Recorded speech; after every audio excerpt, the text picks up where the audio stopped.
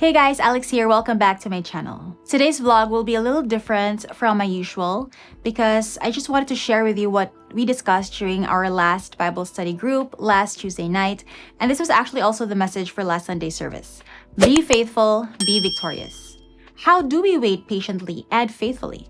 I just wanted to share this message with you because this really resonated with me because we all have goals that we are striving for, things that we are waiting for, dreams that we want fulfilled. And maybe we've been praying for it but for years, but it still hasn't happened yet. There's this character in the Bible named Caleb who waited for 45 years before he received the land that the Lord promised him. 45 years. That's an entire lifetime. And waiting might just be one of the hardest parts in our life journey, especially with the world today where everything happens so fast. We have fast food, we watch 15-second TikToks, we swipe left to date. We are used to speed and convenience. Slow internet connection? Torturous for us. Imagine waiting 45 years for something. But we learned from Caleb that there are 3 ways to be faithful. First is live life to please God. In this world where we like to please others, we do crazy things to get the views or extreme things to win or get promoted or close deals. Caleb shows us through his life that it is important to please God first. Caleb was actually one of the spies that got sent out to check the promised land. The Israelites were already so near to the promised land, but even though it was promised to them, they still needed to do the work and fight off the land's inhabitants. So Caleb checked it out with 11 other spies. Out of the 12 spies, only 2 came back with a good report saying, yes, we can conquer the land, God has given it to us. The other 10 came back saying, no, we cannot conquer them, the inhabitants are giants and we don't stand a chance. Even if the majority was saying no, Caleb stood his ground. And I can relate to this because especially in the real estate industry, there are a lot of times that you will be tempted to act in an unethical manner or step on people just to get ahead. I have experienced a few times when another agent would try to bypass me and contact my client directly, even if I was the one who introduced them to the client. There was also a time when I was the one who showed this particular house to the buyer, and the seller knew that that was my buyer, but later on, the client came back with another agent, and the seller closed that deal with that other agent. And we were also already in the middle of negotiating with the seller for that property. It wasn't like they came back a year after. It was like during the negotiation stage already. So having experienced unethical and unfair practices from other agents and even clients, I really don't want that to happen to other people. So I try my best to always be fair and to do the right thing, to be honest, and to have my clients' best interests at heart, to serve people sincerely. Second is live life to the max. Living life to the max is being able to glorify the Lord in all areas of our life. Like for me, it's being a wife, a mom, as a real estate broker, team leader, an employer. It is taking care of my health, working out regularly and eating healthy. It is being a good employer and team leader that will both serve and lead by example. For instance, I push myself to be like 1% better every day, constantly learn and try new things, to constantly upgrade in my skills. And I also like to push my team to be the best that they can be and to give their 100%. It's also in being a submissive, respectful, and supportive wife to my husband, and a loving and hands-on mom to Rain. It is doing my spiritual disciplines diligently, daily, like daily devotionals, weekly Bible study with a hubby, weekly Bible study with our couples D group. We also have a women's only online D group every Wednesday via Zoom. So I believe that as long as we are able to be consistent with these things, we will be able to honor the Lord in every area of our lives.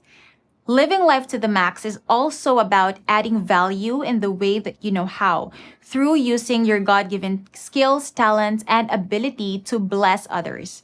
Just like a city on a hill cannot be hidden, no one lights a lamp and places it under the bed. A lamp is supposed to be put on a lampstand so it can illuminate the entire room. So in the same way, we should use our gift to bless others. For me, I help people as a content creator and broker. So I get a lot of DMs and emails from viewers thanking me for my content, telling me how informative it is and helpful it is to them. And this really encourages me to keep going. I've always loved to write, and it's just so amazing that I can use what I love to do to help people at scale. I mean, as a broker, I can help like maybe 5, 10 people, but creating content allows me to reach more people, to help 50, 500, 5,000 people. There's no limit to the number of people that I can reach and help. And you also have talent and skills, things that you're good at and enjoy doing. So if you haven't yet, identify what these are and use them to help people. That is living life to the max.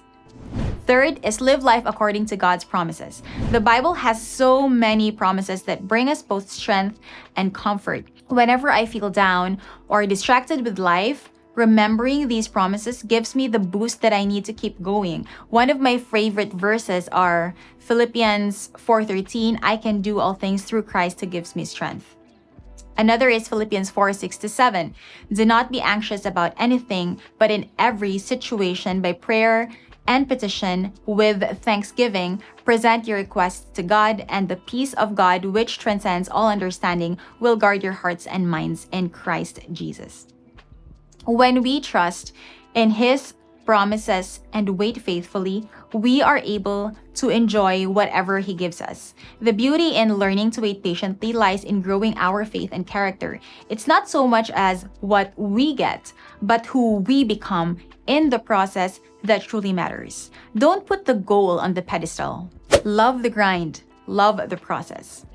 Building my personal brand is a lot like that. I've been putting out content for years consistently before we were able to experience any traction. Like building brand takes years and years of hard work before the results are well worth the effort. So you put in the work first.